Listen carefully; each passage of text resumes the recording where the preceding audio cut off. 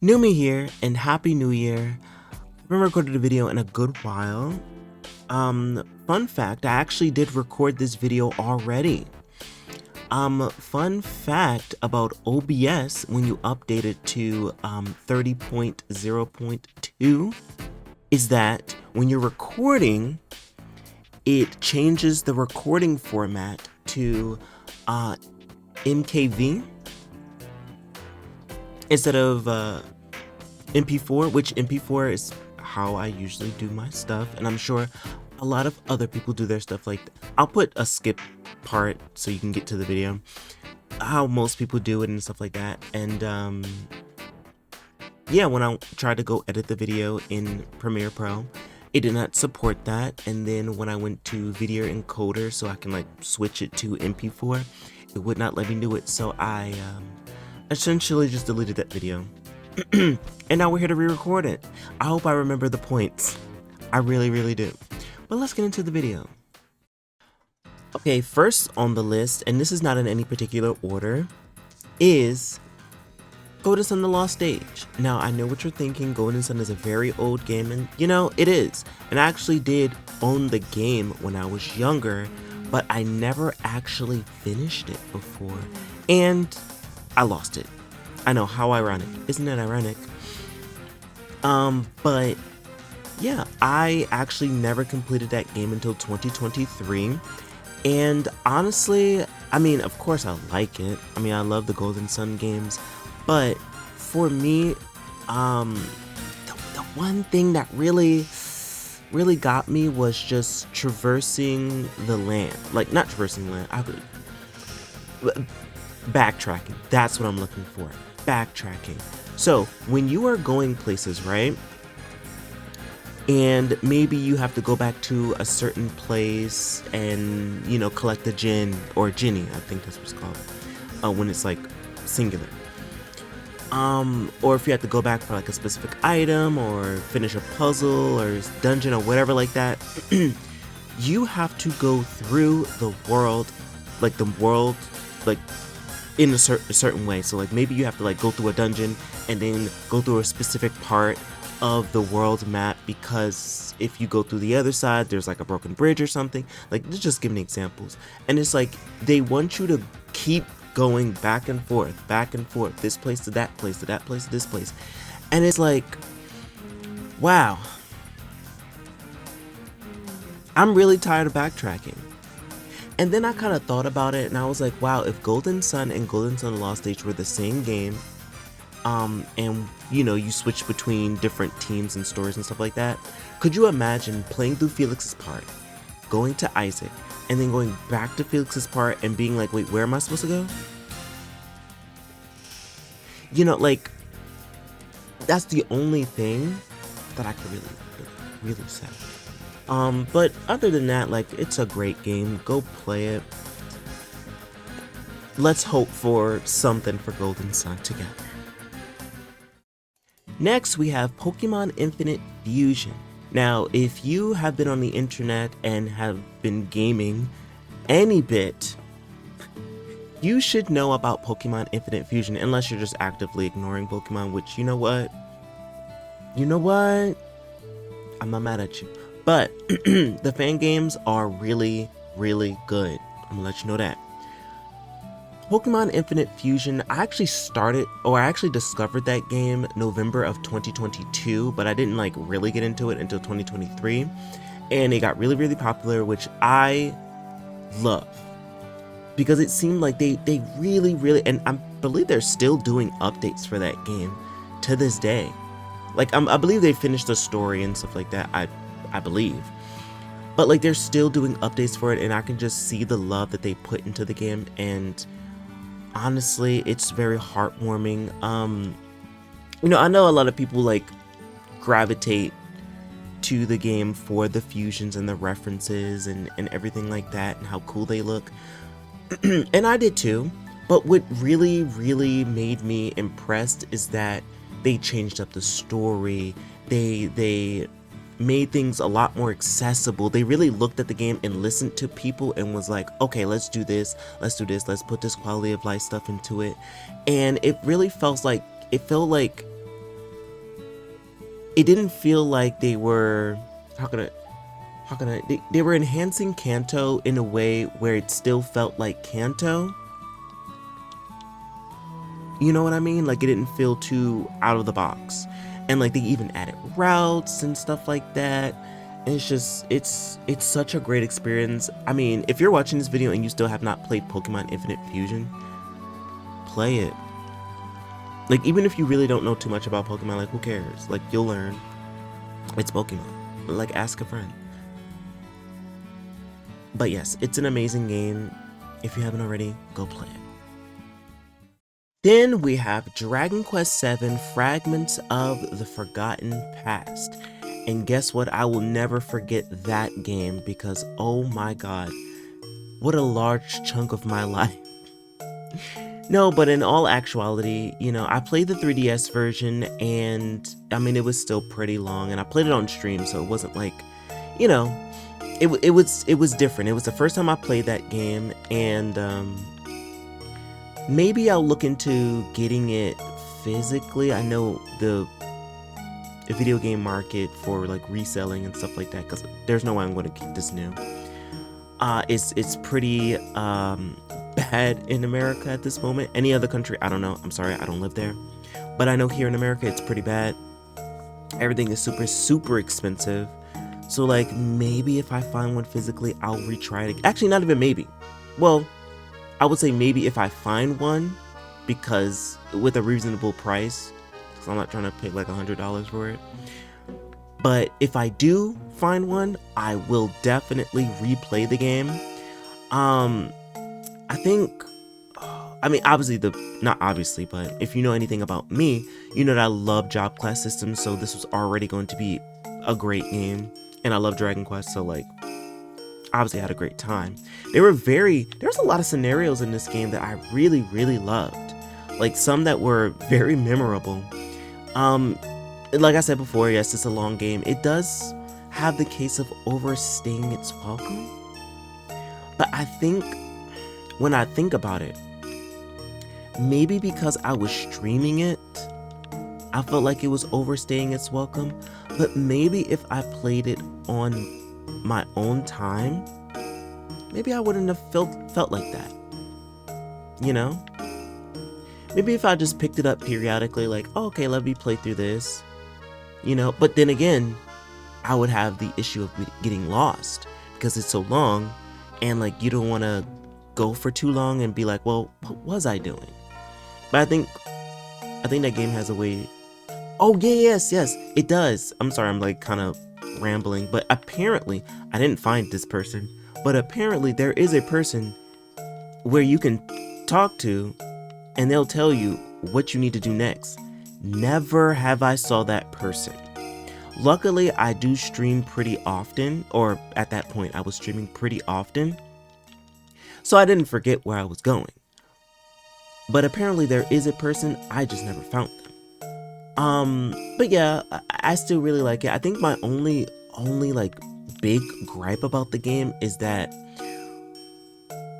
there is a point, spoilers by the way, there is a point in the game where Kiefer leaves your party, right?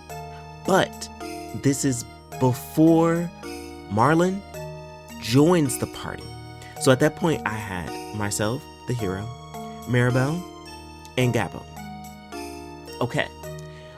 There was not much talking between us, because Gabo just turned into a human. So, like, he wasn't really talking that much. I'm a protagonist, so, you know, my lips are stapled. Nothing's coming out. Because, like, how could you ever write an RPG with a character that talks, right?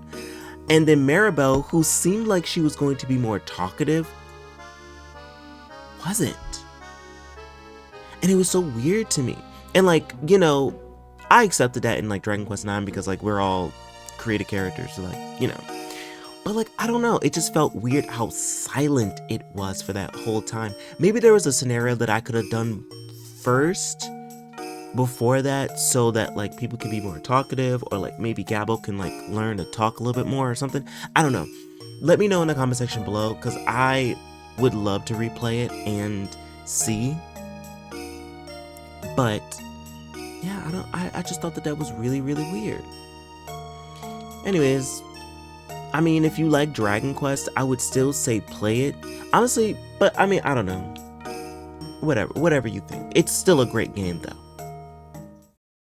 Next, we have Final Fantasy Crystal Chronicles HD Remaster.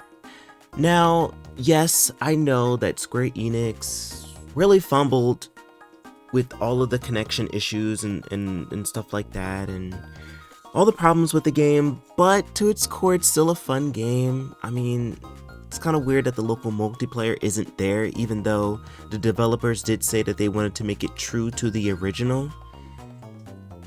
What? Anyways, and you can only play with people in your region, which I guess thank goodness, because if you were able to play with people worldwide, it would probably be a lot worse. So, with the, oh god, and you can't even see people like in towns. Like you can't see like your friends in towns either. I guess that might be a connection thing. Anyways, it was still really fun, okay? You know, I got to play with it, play the game with friends and whatnot, and I actually got to beat it. The thing about it is, I actually was playing through it a couple times with different groups of people, but then I got to a point where, like, maybe even over like a year, I would turn it on periodically and just help other people go through dungeons, like, because I would be stronger and I would just like help them go through dungeons and stuff like that, so they can like get whatever they need. Like I mean like random people, not like people that I knew, just like people I'll connect to on the internet. And then I had a friend who also already had it, and he was like, yeah, I have it, but like I don't really play it like that. I guess he didn't have anyone else to play with, I don't know. So we started playing through it, and then after that, we actually got to the end of the game. And wow, it's really fun. Like when you really get a group of people together and the connection isn't horrible, it's actually pretty fun. You can get lost in those dungeons, and those dungeons are long, okay? As you go on, those dungeons get real long, you know? But if that's not your tea, if you don't have the game, if you don't want to support that or anything like that, there is other ways of playing it. I mean, there are emulators, and there is something called Parsec. That's all I'll say. I mean, what? Y'all didn't hear that from me. Let's go to the next game. Next is Pokemon Coliseum, aka Coliseum, and XD Gale of Darkness. Now let's start off with XD Gale of Darkness.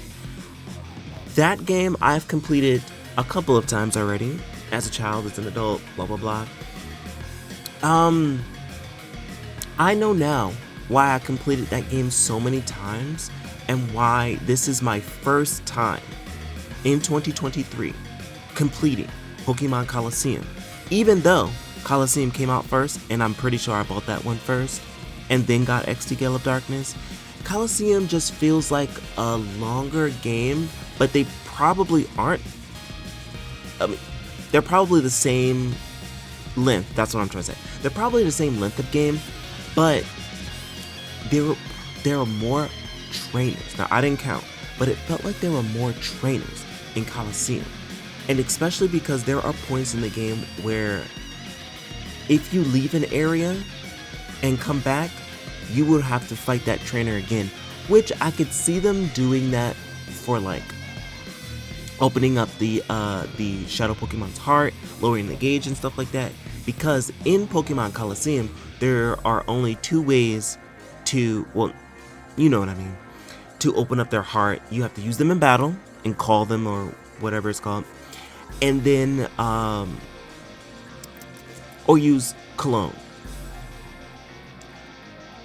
So having the multiple battles, you would think, okay, I get it, but in practice, or in all actuality, that just becomes tedious. The tedium of it made my child brain be like, no thank you. And then when I go to XD Gale of Darkness, I play that game, and then there are more ways to purify Pokemon, aka the Purify Chamber, which is very, very fun. And okay, as a kid, I did not know what to do. I was kind of just like putting any Pokemon with whatever and just hoping for the best. But it wasn't until I realized that it's about type matchups and who is super effective against who. You know what I mean? So like maybe you have like a grass type in the middle, and then what is grass super effective against? Water. So you put a water type right there. Okay. So you just keep going from there. What is water super effective against? I don't know, ground. Okay, ground is super effective against what? Electric. Oh my god, wait, we have one right now. Electric is super effective against water. Boom, we got it. And there we go. It's really great. And also, I didn't know this because I was like, wait, what do you do about normal type? Because like, normal type is like not super effective against anything. You just use other normal types. I was like, all right, well, and there it is. But you know, they're both really great games. Obviously, I love them both. I hope that they both get remakes and stuff like that, or ports or something. I don't know, but I'm mostly wishing for remakes.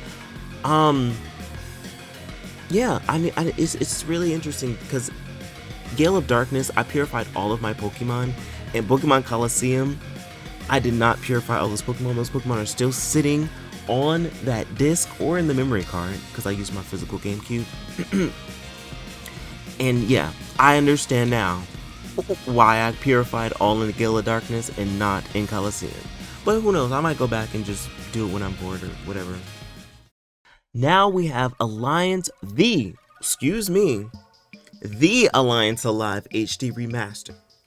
Now, I already had this game on the 3DS, and I played through the whole game until we got to like, again, spoiler, until we got like to the dragon area. You know what I'm talking, if you play the game, you know what I'm talking about. You get to the dragon area, and I didn't know why I stopped playing. And still to this day, I kind of don't understand why I stopped playing. But the HD Remaster is on the Switch and Steam. It might be on something else, I don't know. But I got it on Steam, and it's a really, really good game. It's a really good game. And I kind of wonder why the devs remastered this one first and not not League of Legends, girl. You know what I'm trying to say. The other one, the LL one. But it's probably because this one, they were probably already working on it, and they probably were like, oh, the 3DS, it's in the end of its life cycle, so like, let's just throw it up on the Switch and Steam as well. But they didn't just throw it on there. You have like a whole new UI and stuff like that, and there are other extra stuff in there. Go ahead and check it out. Trust me. But if you really just like the 3DS and you want to get the 3DS version, that's still a great game as well. Like, it's one of those things where, yes, it's a remaster, but it doesn't make the original game obsolete, because it's still a great game. But there is one thing I did notice playing it on Steam, and that game crashed a lot. Yeah, that game crashed. I don't know if I have like a crappy PC. Well, I probably do have a crappy PC. Sorry, listen, could somebody donate? Because I would really like a new PC. But it crashed a lot, and I was like, wow.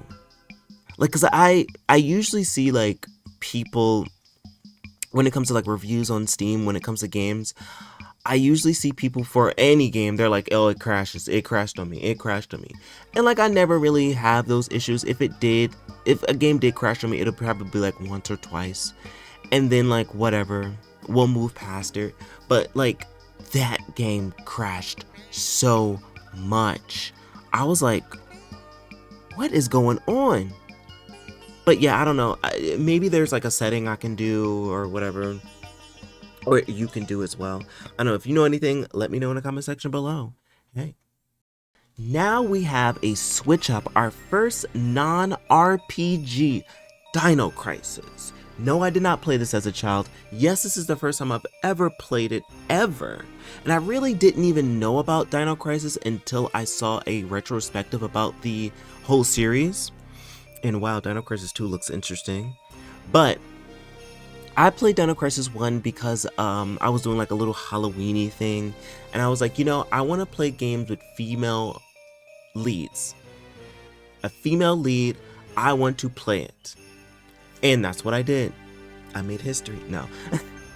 But I played the game, and also I was doing another thing where I wanted to actually play through the game throughout like an entire week. Instead of just like choosing a game, playing it for a couple hours and turning it off, I was like, you know what? I'm gonna play this do the entire week, and hopefully I'll win, or hopefully I'll beat it. I did. It was a great game. Yes, I had a hard time playing it because listen, okay, I have skill issues. All right, if it's not an RPG, I'm probably going to have a hard time playing it. Did I have a hard time playing this game? Yes, but I got through it, and I'm actually really, really proud of myself. I really am. Yeah, I mean, it's not that difficult of a game because, like, it can't be. I've completed it. Like, it can't be that difficult. But then again, I don't think I was playing on hard mode. I think I was playing normal. Are there modes in this game? I already forgot. Am I lying? Let's move past it. Anyways, I beat this game, and wow. Wow. They did a great game with this. They did a great game. They did a great... Please speak correctly. This is a serious video. Okay? But they really did well with this game, and I love it. And I'm interested in playing Dino Crisis 2. Now we have the head honcho, Parasite Eve 1.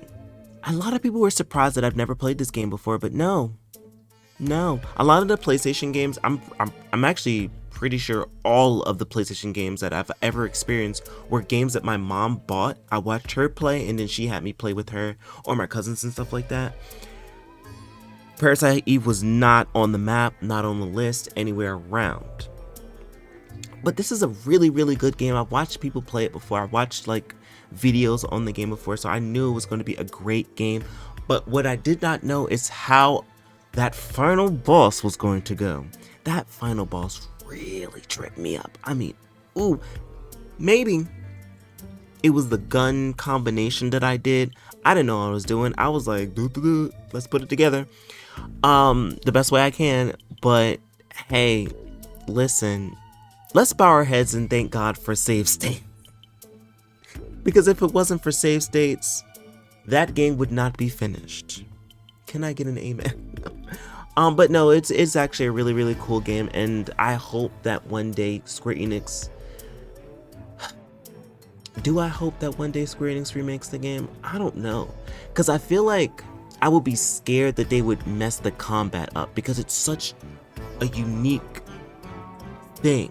Like, the combat is so unique that I'm like, oh, are they just going to make it to like a first-person shooter? Are they going to make this into like a survivor horror type like situation? Is like, it's not that, you know? Like, it might be like a mixture of those things. It might have elements from them, but it's not that.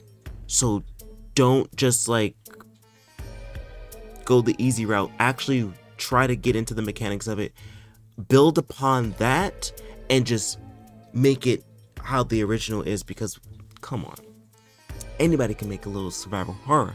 I mean, could they make it good? Probably not, but you know what I mean. Like, this was very unique. Like, let it keep that uniqueness.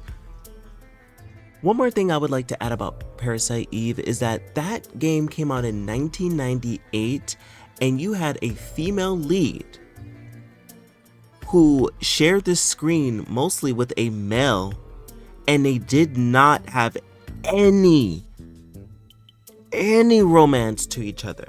And I love that. I love that. Her partner, Daniel is Aya his partner? Anyways, they were partners. No romance whatsoever, but they still care for each other. I feel like in so many games, this could get into another tangent, but I feel like in so many games, when there's a female and a male together, they're like, they gotta, and it was none of that. It was like the whole game, they were experiencing things together, they were partners and blah, blah, blah, blah, blah, blah, blah. No romance, but they still had love for each other in a platonic way. And I was just like, this is magical. I like this. Next, we have Alice Madness Returns, another game that was in the Halloweeny section, and wow, they really did a great job with this game. I mean, I am notorious of saying that I don't really like platformers. Like it's not solely a platformer, but you do platforming in that game, and wow. I believe this game came out in the PlayStation 3 era. Wow. I mean, I came to the game for the aesthetic, but like the gameplay is just so tight, and I love it so much. This is one of those games that really don't need a remake at all. Just keep porting it, keep bringing it up. Come on, let everybody experience this. This is just such a solid game. I know that there's another one, like there's a first one, and everyone's like, oh, you're playing the second one first, thank goodness. Which I have no idea how the first one plays, but from what people have told me, it's not the greatest.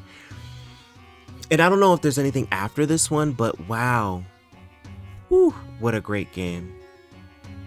And like, because I expected to like really be bad at it, and it wasn't the best, but I really did my thing, and I beat the game too. I was like, okay, all right. And I think the one thing about this game that made me feel like I could press on is that whenever I failed at something, mostly the platforming, actually I think all of the platforming, whenever I failed at something, I knew it was my fault. Like I didn't feel like I was fighting the game to do something or get something or whatever like that. I knew when I messed up, I was like, I know where I messed up at, and then I completed that. And I went back and I fixed that. That's what I should say. But yeah, whew, what a great game. Next, we have Star Ocean: The Second Story R. Now, funny story about this game is that a couple of months before it was announced, I actually completed the PSP version. And yes, and it's an amazing game. So many people have told me how great the game was. And I was like, you know what? I'll see for myself. And it's really, really, really great. And the remake, I was like, well, should I get it? I mean, I just completed it a couple of months ago. I mean, I say a couple of months, it's probably been like 9 months or whatever. But still, it was still relatively close to when the remake was announced. So I was like, should I get it? I don't know. But I did. And I'm happy with my choice because they had so many quality of life things and so many other things that were added in that weren't intrusive to the game, just added on to the experience that I truly, truly love.